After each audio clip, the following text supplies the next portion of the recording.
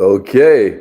Are we in the house? I think we in the house, baby. Good morning, millionaires. Good morning, millionaires. Hey, my name is Haziq Ali, and every single morning we're here to help you make more money with your business. Every Monday we focus on mindset because you got to be more before you'll do more, before you'll have more. Every Tuesday we focus on sales tips because nothing moves until somebody sells something. Every Wednesday we focus on marketing because your whole goal should be attracting your perfect customer, not chasing them. Every Thursday we focus on leadership because I believe every problem in society is really a problem of leadership, right? And then on every Friday, we focus on Free Coaching Friday. I answer 5 of your best questions that we got. I put up 10 fingers and said 5. I put up 5 of your best questions that you've asked in the past week about your business, and I answer them to the best of my ability. If you want to know how you turn in questions, you can either do it that day, that would be tomorrow, with this being a Thursday, or you can send them in advance by responding to the newsletter. And you're like, how can I get the newsletter, right? All you do is go to millionaireminded.com, put your name and your email in the box, and just like that, you're enrolled in the world's best newsletter for entrepreneurship. That website is also where you can get the perfect stocking stuffers. We have the world's first vision board coloring book, right? I suggest you get that not only for yourself, but for your family members, your children, your nieces, your nephews, but it is technically for you as an adult to begin remembering how to cut on your dream machine again, right? And then we also have a 90-day planner. If you know, like I know right now, you should be getting ready for January. Right now, you should be getting ready for February and March. So this is a great way for you to do that. We call it the 90-day map. It's the massive action planner. You can find all that on the website, more information about it.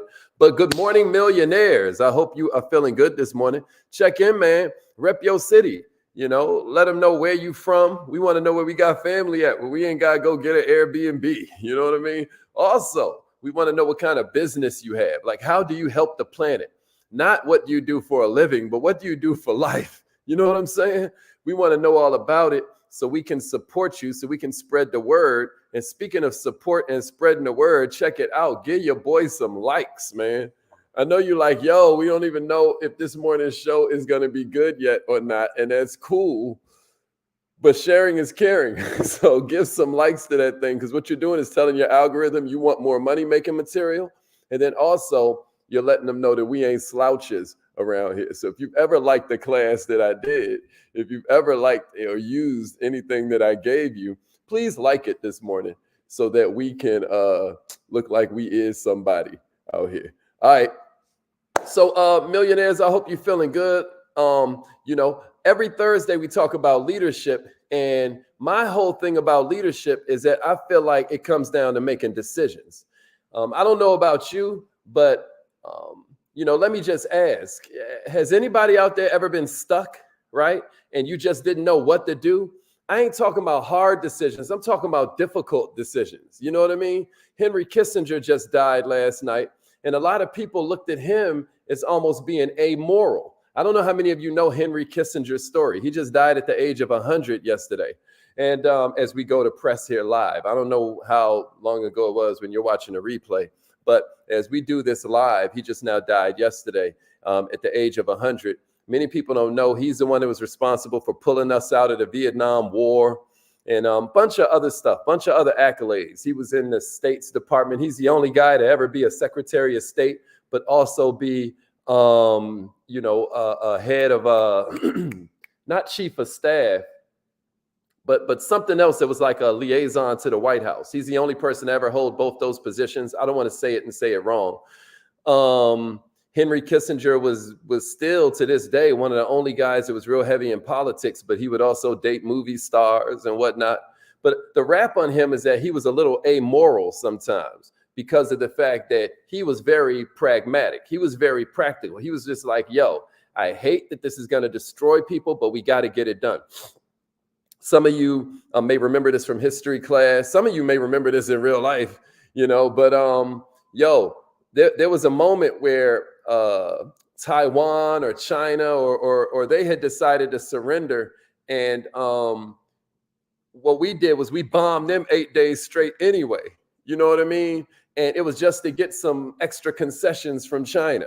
We bombed them an extra 8 days, bombed a bunch of civilian cities and stuff like that. America is wild. I don't know if y'all know. At any rate, people were kind of mad at that because it was like, damn, you ain't even get that many more concessions. It's like you just did this to send a warning to the rest of the world, or what's wrong with you? See, sometimes you got to break eggs to make omelets. You got to break eggs to make omelets, y'all. Sometimes that's how it has to go. You don't want to be privy to the kind of decisions that are being made to protect your freedom. It is so easy for us to judge. But there is a reason that this country has paved streets and street lights and all of this stuff. There's a reason nobody comes and bombs us, et cetera, and so forth. And sometimes we hate hearing about it. We hate hearing about it. But see, when you're up in these realms of leadership, you don't have that luxury. You ever had to make a difficult decision? That's what I'm asking you. You ever had to try to stay up late, trying to run scenarios through in your head? That's my question to you, servant leader. That's my question to you, millionaire. I know we can judge what the politicians do, but have you ever been in an endless argument with yourself, right? Have you ever been in an argument between you and your other self? Maybe it has to do with your job. Maybe it has to do with your finances. Anybody know what I'm talking about? Maybe it has to do with your business. Maybe it has to do with your relationships. Have you ever had to make a rough decision, y'all? Have you ever had a dilemma? It can be small, like deciding what to wear, yeah. But I'm talking about, have you ever had to make a big decision, like whether you're going to sell a company or declare bankruptcy, whether you're going to shut down or sign another lease? Have you ever given yourself a headache trying to resolve a dilemma? Anybody know what I'm talking about? That's what we're going to talk about this morning. I'm going to give you a bunch of methods for helping it. What's up, Mark? Okay, then. Kim Connor in the house. What's up, Yuli? Okay, then. Miss Mandy's in the building. What's up, Daryl? Okay, then, Charmalyn. Let's go, Kay Nicole. Okay, Chanel is up in here. I love that. What's up, Kay? Kaiser. My man Kaiser's in the building. Bossy. Bossy made it in this morning. I love it. Tatiana is up in this thing. Let's get it, Brent. All right, y'all. So have y'all ever had a dilemma? Damon, you ever had a dilemma before, bro? What's up, Shirley? Naire made it in this morning. Let's go. Yeah, let him know, Damon. Let him know. Vanessa, what's up, Queen? Glad you made it in. My man Jerry Ferguson up in here. Sade is in the building. Let's go. Let's go. All right, y'all. So that's my question to you, Raina. Have you ever had to make a tough decision? What about you, Yahura? What about you, Ashley? Have you ever had to be in a dilemma? Because if you're a leader, you know what I'm talking about. If you ain't, I just want you to write these notes down because one day it's going to come in handy. Listen to me now and believe me later on. I'm going to give you 8 different techniques you can use to dissolve dilemmas and make more deliberate decisions. My business partner is one of the best decision makers I've ever made. He makes decisions from a whole different place. And I've always admired that. And what I wanted to do is share with you some information that may allow you to step into that space where people admire your decision making. All right. So here's the first one you can do. Ask yourself this. Ask yourself this. What am I aiming to accomplish? What am I aiming to accomplish? Like, what's my why? When you aren't clear with your destination, millionaire, any road will lead you there. This is why people be so wishy-washy. This is why they commit to stuff and then they say the grass is greener over here. They haven't really thought out what they're trying to accomplish. Don't you know it ain't really about the goal? It's who you have to become to reach the goal. See, this is why making bad moral decisions is never a win for you. Because what good is it to gain the whole world and lose your soul? My question to you is, what are you trying to accomplish? What are you striving for? When you're clear with what you're striving for, your mind and your activity have more direction. Your mind and your activity has more impact. But you got to be honest with yourself. I'm trying to prove somebody wrong is way different from I'm trying to do the right thing that'll serve my clients the best. Huh? So that's the first one. What am I aiming to accomplish? If you're ready for number 2, give me a number 2 and a share. Let's go. Let's go. Let's go. Let's go. What is the worst that can happen? Is the second one I got for you. Ask yourself, what is the worst that can happen? And what would be needed to recover, right? Because millionaires, sometimes we blow things out of proportion, right? We're so filled with fear, false expectations appearing real, that now we let somebody go over our boundaries. We let them disrespect us. We've poured all of this energy into them. We've poured all of these resources into them, taken all this time out to deal with their grievances, and now they just roll right over your boundaries. Now they disrespect you to other people, et cetera, so forth. When you're trying to make that decision, sometimes you may come from the place of, oh, well, if I keep my boundaries up, they may not like me. You got to ask yourself, what's the worst that can happen? Are they going to firebomb your house? You know what I mean? Are they going to kidnap your children? See, sometimes we blow things out of proportion so much that we step into this place of false expectations appearing real. You know, that's the acronym for fear. False expectations appearing real. When you come back to reality, when you come back to the truth, what's really the worst that can happen? And in a remote chance that this worst case scenario happens, what will be needed done? What would you need to do to recover from the scenario? What would need to be done? What would you be forced into doing, given the risks, right? Once you look at what you have to lose, are you willing to go for it? Are you willing to go for it? Is that worth it? Then let's go. Let's go. But what I want you to think about this morning is how much you may be overthinking some things. When you ask yourself, what's the worst that can happen? You're approaching this leader about your business. You're approaching this strategic alliance that could help take you. Like sometimes I know I might give a mentee a directive. They may have an event somewhere, and I'll say, okay, because I know I'm challenging them. I'll say, step out your comfort zone. Talk to this leader about blah, blah, blah. Let's just see what happens. Now, this is your mentee. They say that they respect and honor you. They've given you the gift of influence over their lives, and they don't do it. They just straight up tell you the next day, or maybe they don't even tell you. You have to ask them about it a couple of days later, and they say, you know what? I didn't do it.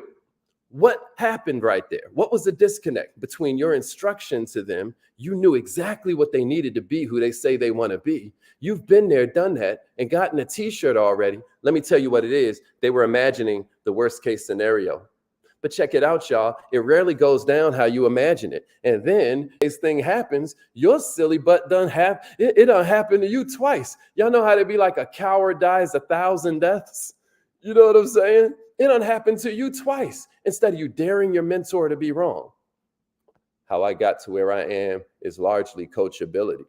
Somebody who I respected enough would say, hey, try this. Hey, do this. You know, go for this. And I would do it and dare them to be wrong. You see, I would go ahead and use that penchant we have for it's a human nature thing where we kind of like want somebody to blame. And I would use that to make me more coachable. Because you know what I would do from that point? I would say, hey, check it out. Check it out. If I get this wrong, it's their fault. You see, I would already have in my mind, what's the worst that can happen? I'm not saying this is the way to do it because I'm not trying to fan your flames of blame. Right? I'm not trying to get you playing a blame game because that's the opposite of leadership. And this is a Leadership Thursday. But what I do want to remind you is that you can't play these mental games with yourself. And the second technique that I've given you is what's the worst that can happen? If you're ready for the third one, give me a number 3. Let's go. Let's go. Let's go. Let's go. Here's number 3. Here's number 3. You can make a provisional decision. You can make a provisional decision. My son has been having a real big dilemma in his head because he kind of wants to get into biochemistry, but then part of him thinks that he wants to get into computer science. He's like, he doesn't know if he wants to go through all of this to be a pharmacist or whatever it is. But I told him, I said, hey, this is just your first year, baby. You could make a provisional decision. What do I mean by that? You're never going to have all the information that you'll need. See, what the weak think is that, man, I'm going to learn everything about this and then I'm going to go do it. But what the strong understand, what the millionaire-minded have already kind of figured out in their head is that you don't learn and then do it. You do it and then you learn. What I'm saying is you could make a provisional decision, y'all. Courage is making a decision with the information you have at the time, right? Courage is making a decision with the information you have at the time. I don't want you to go over your head. Teach me how to, Dougie. Teach me, right? So what you're doing is you're moving forward, taking that one step, because you're okay recalibrating. Did you know that when a plane takes flight, it's off course 99% of the time? Did you know that? Why does the pilot keep on going? Why do we take off at all? Why is there an airplane industry if this thing is so messed up that 99%, can you imagine any other industry with everything being off 99% of the time and yet it makes billions of dollars or trillions of dollars, right? Here's my whole thing. What they understand is that they can recalibrate. There's enough space to recalibrate constantly. You're constantly recalibrating. Some of you, like I drive a car that can drive itself, right? And sometimes it's real wild when you take your hands off the steering wheel and the car just kind of like you're watching it and it looks straight to you, but you're watching the steering wheel constantly doing like this. It's constantly recalibrating. Millionaires, what you have to understand is that there is time for you to live so many lives, even right now. I know you're like, oh, I'm too old. Or maybe you're like, oh, I'm too young. But check it out. You still have time to live so many different lives. What you have to do sometimes, just to bust a move, is make a provisional decision. I hope I'm making sense to somebody out there. Here's the fourth way. If you're ready for number 4, give me a number 4. Let's go. Here's the fourth way you can make better decisions. You ready? You can consider your legacy. Number 4 is consider your legacy. Sometimes you can get too caught up with your own concerns and you're forgetting what this lack of honor, what this lack of integrity, what this stupid decision could do to the 7th generation. See, some of us be thinking about this weekend. Some of us be thinking about the end of the month, this next paycheck. You're not thinking about what kind of example you want to set. How did you respond when it got tough? How did you respond when circumstances got trying? How did you respond when your mentor tried to move you out your comfort zone? How did you respond when you were laid off that job? How did you respond when you heard no? How did you respond when you got laughed at? Listen to me. Some decisions involve more than you. Some decisions may have a lasting impact for generations to come. Who are the other people that'll be affected by this decision? Who are the other people that'll be affected? Millionaires, you may want to consider the impact on your grandchildren, right? This may change your philosophy. How will today's decision affect your great-grandchildren? Am I making sense to somebody out there? Here's a 5th way. You ready? Here's a 5th way. What would your advisor do? Millionaires, Napoleon Hill teaches a technique in Think and Grow Rich where you can imagine a board of advisors, right? You can imagine some of the people you look up to in history, right? Nelson Mandela, Steve Biko, Marcus Garvey, Frederick Douglass, like whoever you put on your round table, right? Or maybe you have real advisors. Maybe you've picked up some mentors along the way on your journey. Maybe you're in network marketing and you have uplines and the upline has uplines, et cetera, so forth. Maybe you're able to get advice even from the owner or the owners of the company you deal with. Maybe you want to ask yourself, what would my advisor do? Sometimes you're so close to the dilemma, you'll start kind of like bonding with other people who have your same problem. When what you want to do is bond with people who have your solution, people who have been, see, sometimes you may be in a position where you're like, yo, I wish somebody would give me something for free. And then what you do is you go chopping it up with people that have gotten things for free. That grows your sense of entitlement instead of talking to advisors, people who never got nothing in life, people who got it out the mud like God apparently wants you to do. And instead of you talking to them, they got your solution. You know what you do? You go to other people you can whine with. You form a Whiners Anonymous, right? What I'm suggesting humbly is that instead you say, what would my mentor do? Maybach bumper sticker read, what would Hova do? Y'all remember that lyric? And of course he meant Hova as in Jay-Z, but you could also go to Jehovah, you hear me? You could also go to Jireh, Yahweh. You could also chop it up with God. You could chop it up with the Creator, the Most High. When you need something, what I was taught is learn to go within or learn to go without. And that's true. But also, A smart man learns from his own mistakes. A wise man learns from the mistakes of others. And sometimes what you need to do is take the perspective of a neutral party who has your best interest in mind, who has less emotional attachment to the situation. Who's somebody you respect? Who's somebody you look up to? Let's call them your advisor, right? This can be somebody you know personally. This can be an uncle. This can be a teacher you admired, right? This could be a mentor at work. This can be somebody you know from a distance. You know, Martin Luther King, Madonna, Ellen DeGeneres, Steve Jobs. I don't know why you or what you would ask Madonna about, you know what I mean? But yo, you get the picture. If you take their perspective, millionaire, what would they say about your situation? What would they say about how would your advisor approach this differently? I dare you think about it. I dare you think about what you think about. And then, you know how there's somebody in your life you love so much you would do anything for them? What if you made that person yourself? What if you started talking to yourself like you would somebody you love? Because if some of us talk to our friends the way we talk to ourselves, we wouldn't have had no friends. So a way you can change the way you talk to yourself is you can talk to yourself like your advisor that loves you.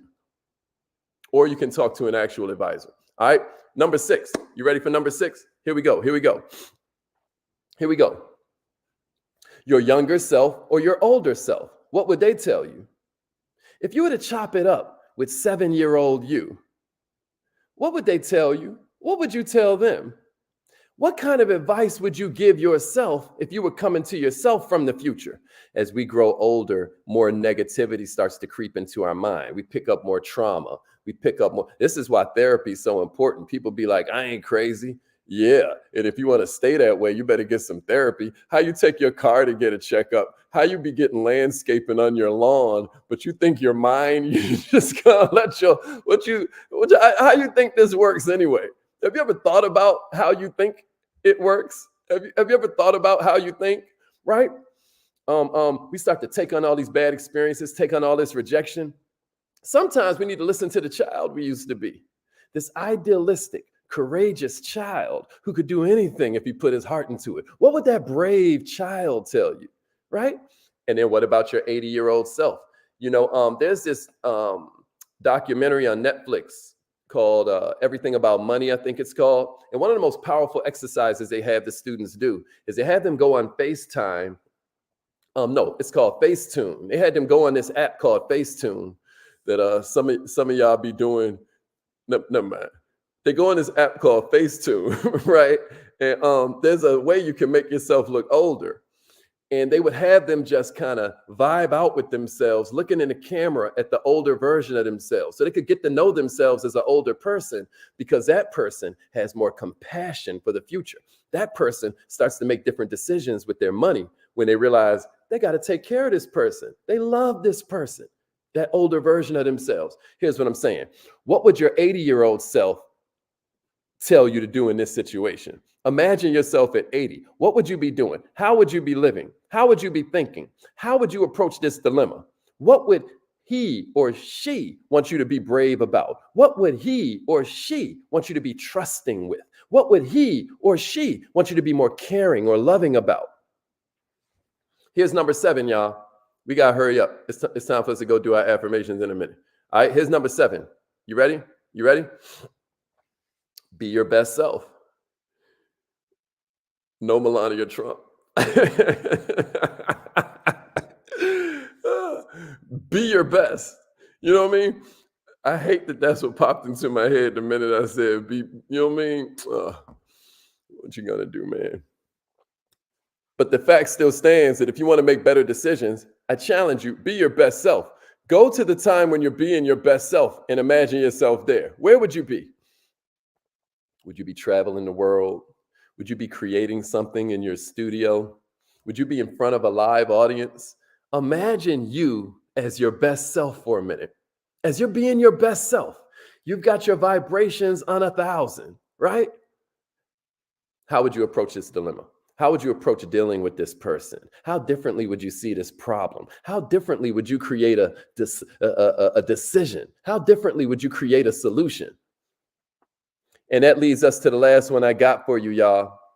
I got for you. So far, we gave you the first one was, what am I trying to accomplish? The second one is, what's the worst that can happen? And what needs to happen for me to recover? Is this even a big deal? The third one is, you can make a provisional decision.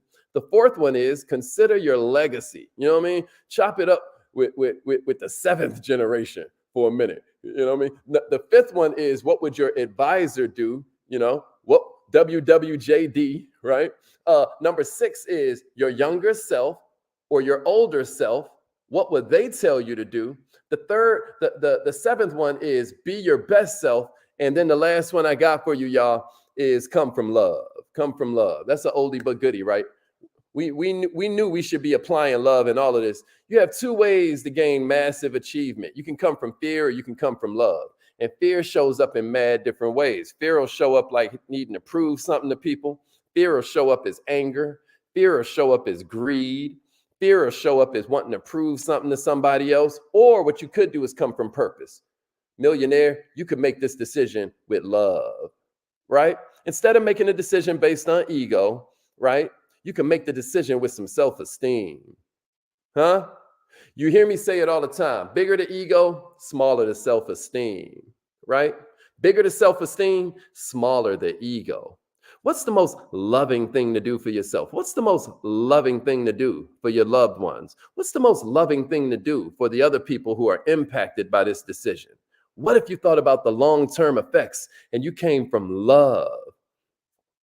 You know, had a guy yesterday on Instagram and he posted this video. I guess he called himself going viral of this moron, Charleston White. I shouldn't call a brother a moron, but whatever. You know, we all think crazy in different situations, but he's just like, man, forget the community. Caring about the community, what poor people do. You know what I mean? And then he had the nerve to quote the Bible talking about a good man leaves a legacy to his kids and all of this. And he don't say nothing about the community. Like, fool. Why do we follow this cat that they call Jesus 2,000 years? Why did they start a whole thing called Christianity 2,000 years after this fool died? If he wasn't talking about loving his neighbor. Like, are you crazy? And then I started naming LeBron, you know, Jay-Z, all these people that obviously care about the community. Everything from prison reform to taking care of the less fortunate. You understand? But see, we don't come from love with the stuff we post. We don't come from love with the way that we translate information that we get. I challenge you to come from love today. What's the most loving way to make a decision? What's the most loving way to take care of those that you've been gifted with and who have gifted you with influence over their lives? What's the most loving way to plan out this next year that we're approaching? You know what I mean? What's the most loving way to take care of yourself? I hope you learned something this morning. I hope you got something out of this.